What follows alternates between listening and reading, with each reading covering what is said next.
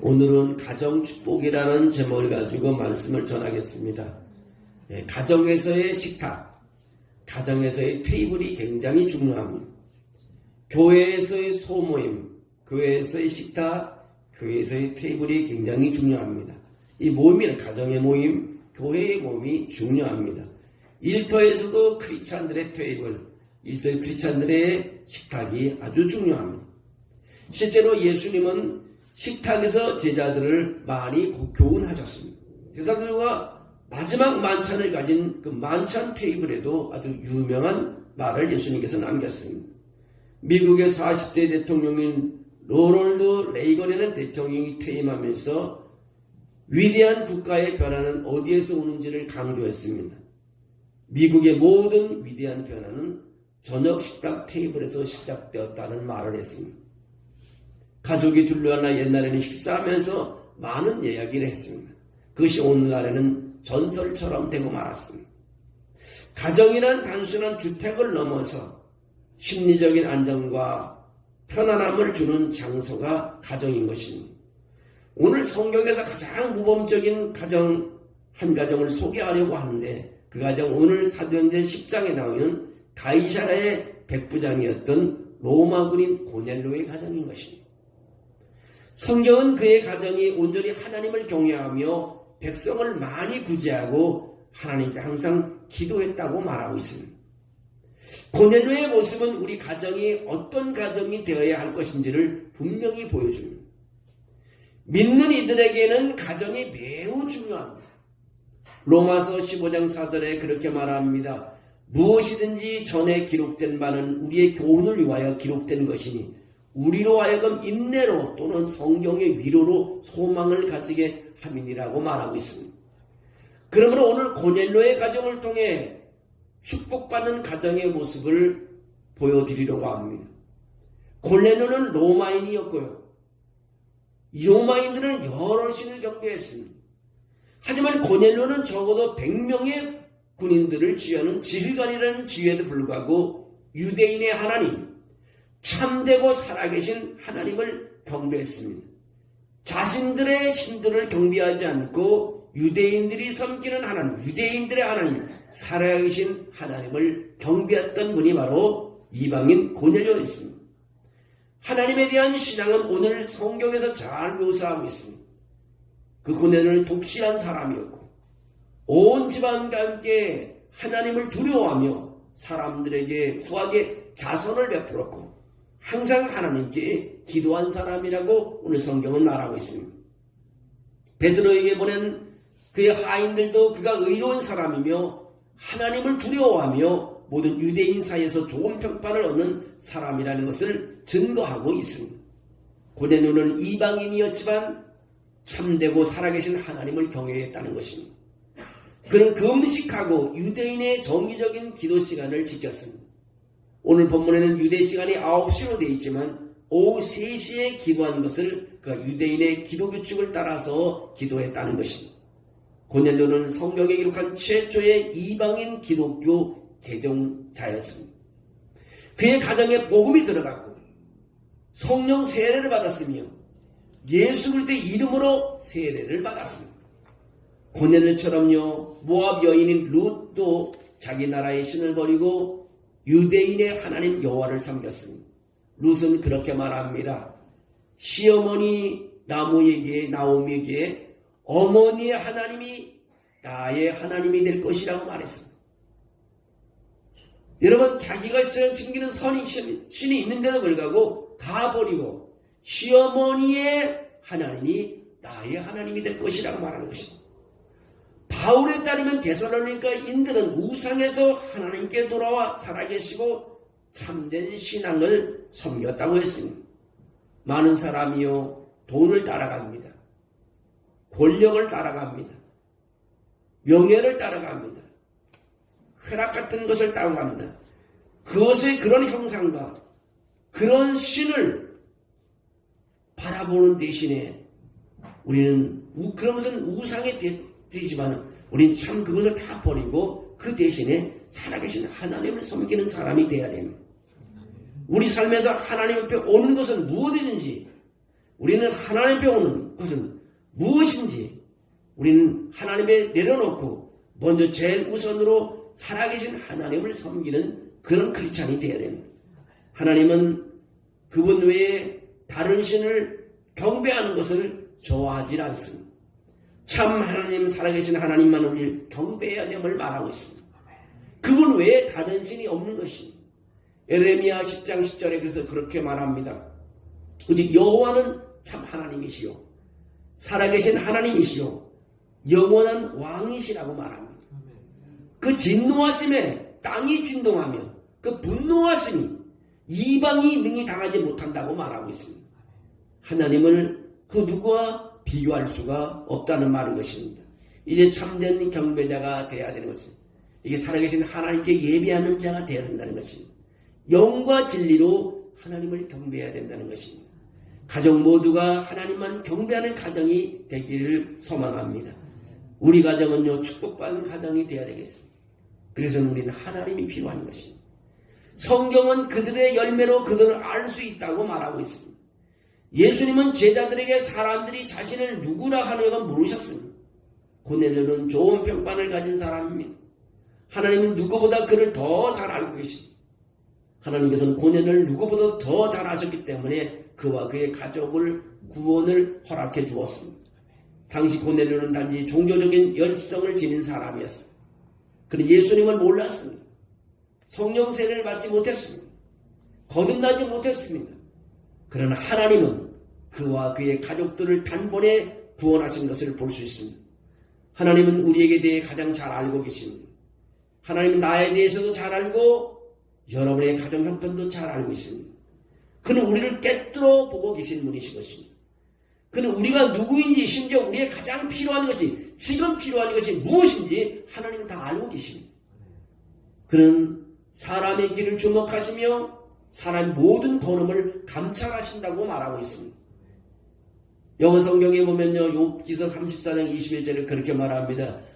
New Living Translation은 새로운 성경의 번역본을 보면은 하나님은 사람들이 사는 길을 주의 있게 살피시며 그들이 하는 모든 일을 보신다고 말하고 있습니다. 우리 가정에 필요하시는 주님의 우리 식구들이 필요로 하는 모든 것, 부족한 것을 하나님은 알고 얼마든지 채워주실 수 있습니다. 축복받는 가정은요, 하나님이 필요를 채워주시는 가정인 것입니다. 이런 부족한 것을 채우시는 것이 바로 축복받는 가정인 것입니다. 기도하는 삶은요, 좋은 것입니다. 특히 직분자라면요, 개인적인 기도 생활과 헌금 생활을 놓치지 말아야 합니다. 우리가 드리는 기도와 헌금은 하나님께 드리는 것입니다.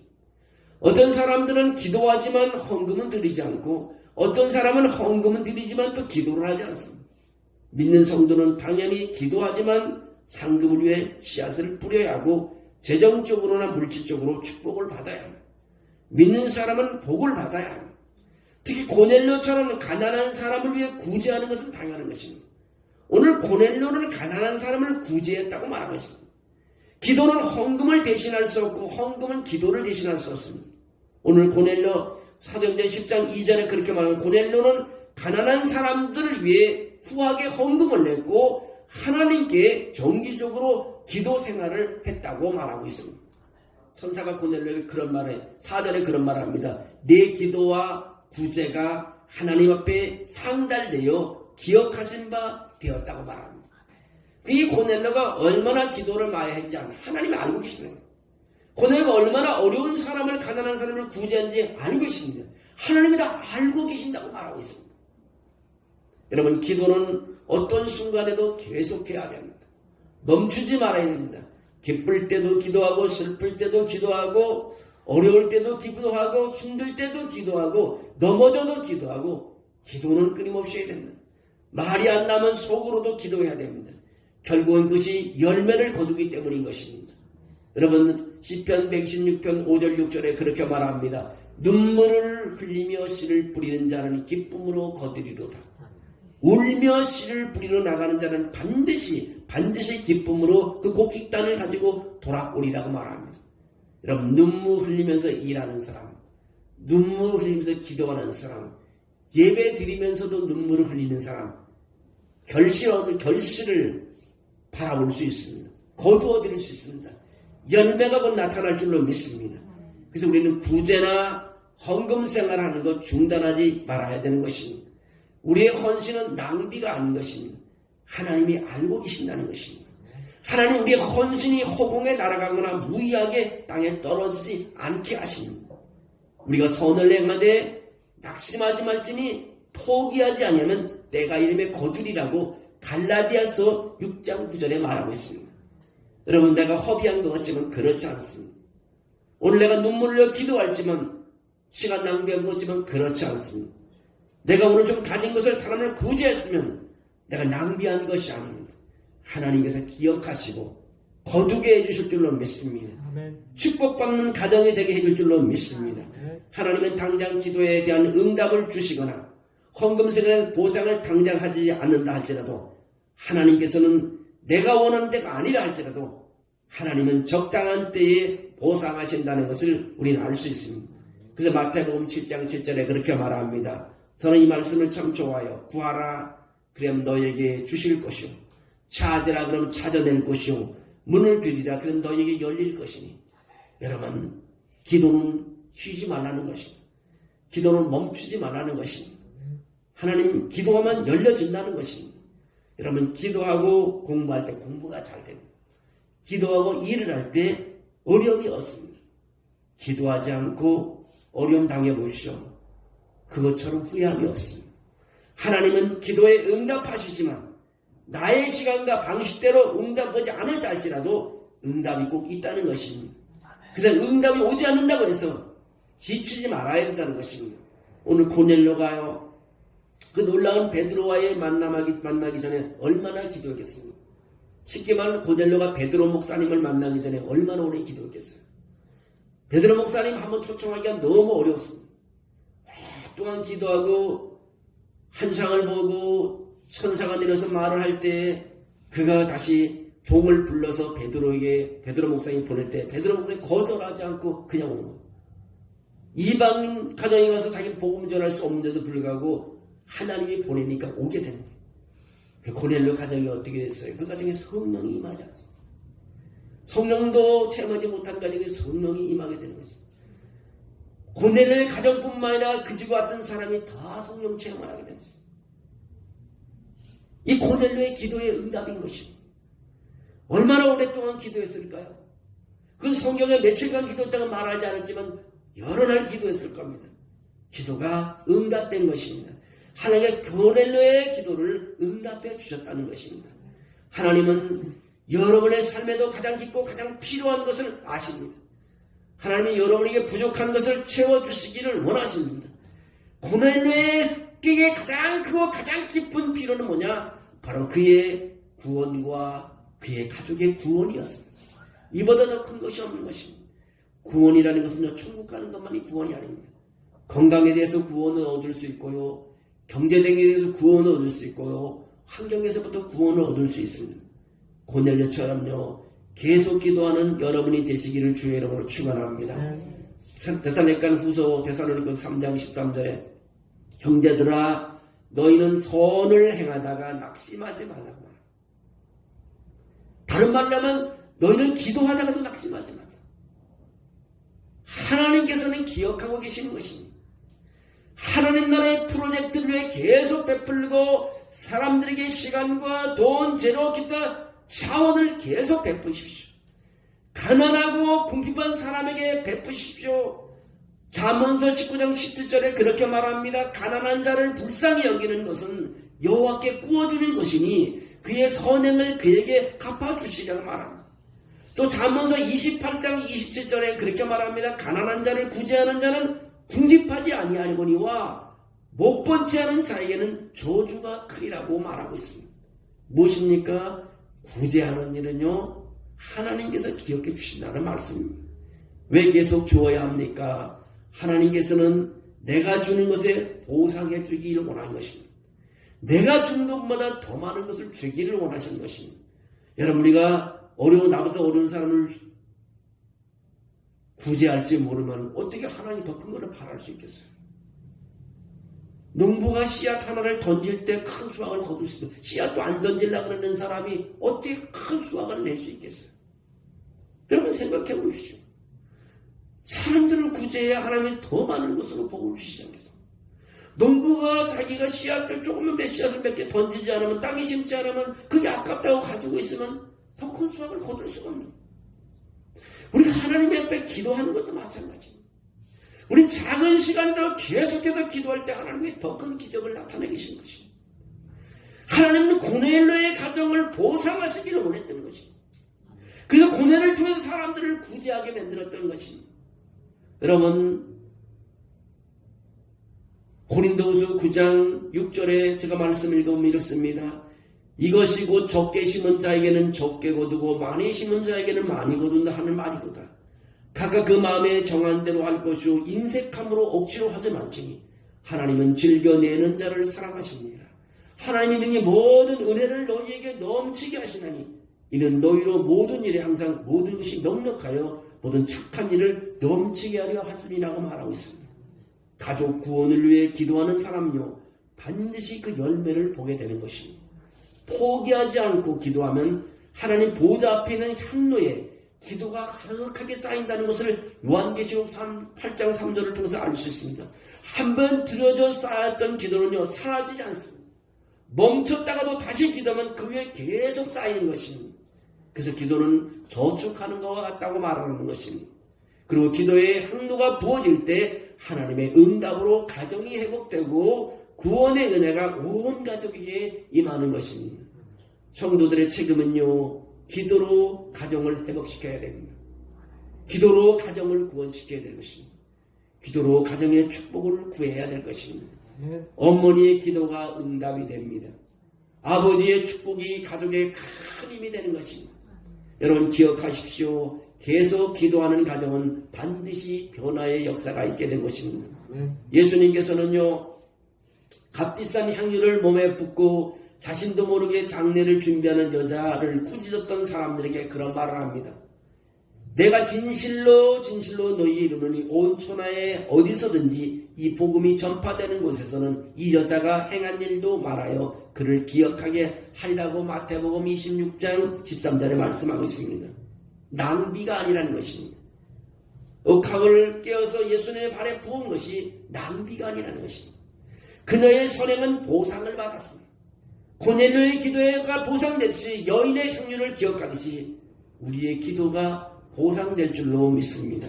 고넬료가 본 환상에서요 천사는 그에게 욥바로 사람을 보내요. 베드로에게 말한 거죠. 그의 집으로 시몬이라는 사람을 초대하라고, 시몬 목사님을 초대하라고 말합니다. 그는 가죽 장인의 시몬의 집에 묵고 있었는데 그의 집은 해변 바닷가에 있었고 그는 그에게 무엇을 해야 할지 말해 주겠다고 했습니다. 여러분 7절에 그에게 말을 건 천사가 떠난 후 고넬료는 집안 하인 2명과 그를 계속 섬기는 사람 중에서 독실한 군인 1명을 불렀습니다. 그는 그들을 보내어 천사의 지시를 수행하게 했습니다. 성경은 고넬료가 천사의 말에 순종하여 즉시 욥바로 사자를 파견했다고 말합니다. 베드로 목사님을 초청하기 위해서. 그들은 군인이었기 때문에 그는 권위가 무엇을 의미하는지 알았습니다. 누가복음 7장 8절에 보면 백부장이 예수님께 이런 말을 했습니다. 나도 남의 수하에 든 사람이요 내 아래에도 병사가 있으니 이더러 가라 하면 가고 이더러 오라 하면 오고 내 정도로 이것을 하라 하면 하나이다라는 그런 고백을 한 것이 있습니다. 고넬료가 베드로에게 도착했을 때 한 말은, 고넬료가 베드로에게 도착해서 했던 말은 그가 하나님께 순종하기를 간절히 원하는 사람임을 보여주었습니다. 그는 베드로에게 내가 곧 당신에게 사람을 보내었는데 오셨으니 잘하였나이다. 이제 우리는 주께서 당신에게 명하신 모든 것을 듣고자 하여 다 하나님의 앞에 있나이다라고 10장 33절에 말합니다. 베드로가 말하고 있을 때 성령이 고넬료와 그 말씀을 모든 사람에게 내려왔다고 말하고 있습니다. 여러분 하나님께서 고넬료를 다루셨던 것처럼 고넬료의 사자들이 도착하기 전에 베드로를 미리 다루셨던 것처럼 두 사람 모두 하나님께 순종했고 하나님의 뜻을 이루었습니다. 하나님께서는 고넬료와 그의 가족이 구원받고 성령으로 세례를 받고 성령 세례의 문이 이방인에게도 열리게 되었다는 것을 알 수 있습니다. 여러분, 고넬료는 가족과 친구들에게 강건한 영향력을 행사하는 사람이었습니다. 베드로가 요빠에서 하인들과 함께 고넬료의 집에 도착하기 전에 그는 친척과 가까운 친구들이 이미 집에 앉아 베드로를 기다리고 있었습니다. 그들은 베드로가 전한 메시지를 듣고 성령의 세례를 받았다는 것입니다. 구원의 표징으로 물에서 세례를 받았습니다. 이런 사실을 볼 때 고넬료는 그의 가족과 가까운 친구에게 경건한 영향력을 행사하는 것을 알 수 있습니다. 여러분의 경건한 영향력을 행사하고 있습니까? 여러분의 믿음의 영향력이 얼마나 큽니까? 그들의 구원을 위해 기도하고 있습니까? 그들에게 하나님의 말씀을 전하고 있습니까? 여러분의 영향력이 얼마나 거세게 커져갑니까? 성경은 노아가 의로운 사람이었고 그의 세대에서 완전했으며 하나님과 함께 걸었다고 말하고 있습니다. 당시 지상의 다른 모든 영혼은 홍수로 멸망했지만 노아의 가족은 방주에 들어가라는 그의 말을 들었기 때문에 구원을 받았습니다. 노아는 아들들과 아내 그리고 아들들의 아내들과 함께 방주에 들어갔습니다. 히브리서 11장 7절에 그렇게 말합니다. 믿음으로 노아는 아직 보이지 않는 일의 경고하심을 받아 경외함으로 방주를 준비하여 그 집을 구원하였으니 이로 말미암아 세상을 정죄하고 믿음을 따르는 의의 상속자가 되었느니라고 말합니다. 그들은 모두 8명이었습니다. 하나님 우리 가족들의 구원에 관심이 있습니다. 빌립보에서 값비싼 자색 천을 파는 상인 루디아는 혼자 주님께 온 것이 아니라 집안 식구들과 말씀을 드리려고 함께 모였습니다. 주님께서 그녀의 마음을 열어주셨을 때 그녀는 바울이 말하는 말을 받아들이고 집안 식구들과 함께 세례를 받았습니다. 빌립보의 간수에게도 비슷한 일이 일어났습니다. 그 바울과 실라가 구원하기 위해 무엇을 해야 할지 물었을 때 그들은 그렇게 말합니다. 주 예수를 믿어라. 그리하면 너와 내 집이 구원을 받으리라고 말씀했습니다. 바울과 실라는 그와 그의 집안에 있는 모든 사람에게 주님의 말씀을 전했습니다. 간수와 그의 집안의 모든 사람은 즉시 세례를 받았다고 말하고 있습니다. 그들은 모두 하나님을 믿었기 때문에 기뻐했습니다. 여러분, 우리의 영향력이 어디까지 있는가요? 하나님은요, 사람을 곤치시고 살리고 기적을 베푸는 건 하나님에게는 간단합니다. 근데 하나님은 또 두 번째로 그보다 좀 더 어려운 것은 많은 사람이 본인에게 오기를 원하는데 믿음의 사람을 통해 오기를 했는데 사람들은 하나님께 오질 않습니다. 그래서 성경은 그렇게 말하고 있습니다. 귀신을 쫓아내는 것보다 더 어려운 것은 사람을 구원하는 일이라고 말하고 있습니다. 여러분, 한 영혼이 구원될 수 있으면요, 병은 저절로 고쳐지게 되는 것입니다. 여러분, 가족이 구원되는 것은요, 제가 말씀하셨잖아요. 하나님을 크게 보면요, 모든 아픔과 어려움과 두려움은 저절로 사라지는 것입니다. 병도 저절로 고쳐지는 거예요. 하나님을 작게 보니까 두려움만 커지고 병이 더 크게 보이고 무서움이 더 크게 보이니까 믿음이라는 것이 사라지는 것입니다. 그러나 믿음을 더 크게 하고 하나님을 더 크게 보게 되면요, 다른 것은 저절로 고침받고 회복된다는 것입니다. 위대한 하나님, 능력의 하나님을 여러분 믿으시고 그 하나님이 다 이루어질 줄로 믿으시기를 주의 이름으로 축원합니다. 하나님이 여러분을 붙잡아서 여러분 영향력을 행장할 수 있습니다. 하나님이 가장을 붙잡으시면 가장 한마디의 기도가 온 가족이 축복을 받을 수 있습니다. 그 자녀들이 길이 열릴 수 있습니다. 여러분, 경건한 능력을 소유하는 사람, 하나님의 영향력을 가지고 있는 사람이 되기를 원합니다. 고넬료가 바로 그런 사람이었습니다. 고넬료의 한마디라면요, 종뿐만 아니라 모든 이웃들도 다 한 자리에 모이는 것입니다. 여러분, 오늘 예배 드리러 가자, 거기에 거부하는 사람이 없습니다. 예스 가겠습니다. 다 오는 것입니다. 좀 이따 가자는 말 안 합니다. 오늘 영향력 있는 사람이 그런 것입니다. 여러분, 영향력 있는 기도, 영향력 있는 사람, 영향력 있는 위대한 힘을 소유하기를 주의 이름으로 축원합니다. 그리고 여러분, 기도가 영향력 있는 기도가 되기를 원합니다. 여러분이 아픈 사람을 위해서 기도할 때 응답되고, 어려운 사람에서 구제할 때 그 사람이 회복되고, 정말 힘든 사람에서 말 한마디 할 때 그 말이 큰 효과가 나타나고 능력이 나타나서 그 사람이 변화되는 그런 역사가 있기를 주의 이름으로 축원합니다. 모두가 고넬료와 같은 사람, 고넬료와 같은 가정을 이루시기를 주의 이름으로 축원합니다. 하나님 감사합니다. 아버지께서 오늘도 이 자리에 와서 기도했습니다. 아버지 하나님여, 말씀 전에도 기도하고 말씀 후에도 기도하려고 합니다. 오늘 우리의 기도가 힘있는 기도가 되게 도와주시옵소서. 우리에게 성령을 부어주시옵소서. 그리고 아버지 하나님여, 사람들과 대화할 때도 우리의 언어가 능력이 나타나게 도와주시옵소서. 어려운 사람을 하고 기도할 때도 우리의 기도가 힘있게 도와주시옵소서. 우리가 하나님의 이름을 부를 때 기적이 나타나게 도와주시옵소서. 사람들과 고주할 때 사랑이 넘치게 도와줄 줄로 믿습니다. 주여, 주께서 말씀했습니다. 마태복음 하나님 6장 33절에 말했습니다. 그의 나라와 그의 의를 위해서 구하게 되면 너에게 이 모든 것을 더하여 주시겠다고 했습니다. 하나님 나라를 위해서 수고하고 애쓰는 사람들을 위해 저들의 기도 제목이 이루어지게 도와주시옵소서. 예배하고 복음을 전하고 정말 섬기고 헌신하는 한 사람 한 사람의 저들의 마음속에 기도의 제목을 다 이루고 응답받게 도와주시옵소서. 그렇게 주님 축복해 줄 줄로 믿습니다. 예수님의 이름으로 기도하옵나이다. 아멘.